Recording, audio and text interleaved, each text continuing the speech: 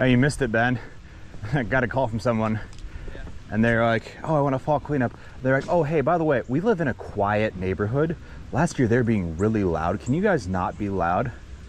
I'm like, well, we can use rakes, but we're going to be there for a whole day. Yeah. He's like, well, last year, they were just making a lot of noise out there, and people just don't like the noise. I'm like, do you have a noise curfew time? He's like, no, they're just being very loud. I'm like, right.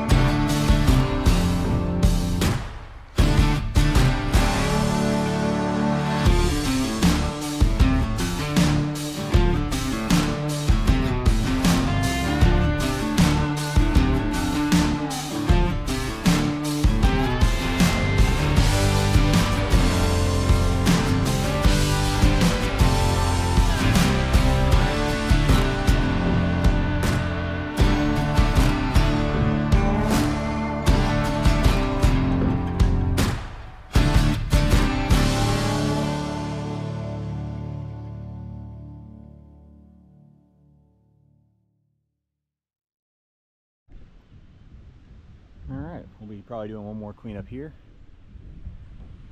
Leaves are still falling, plenty left on the trees.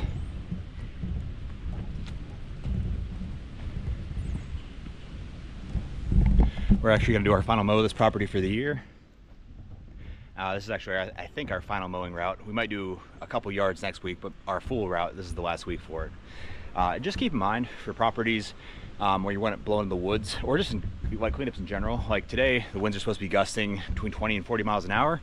They're starting off here at 15 miles an hour, south-southwest. So normally we blow the leaves to the south of this property, but they wanted it done today. So I asked them, hey, you know, can we blow it to the north today in their north woods? And they said that's fine.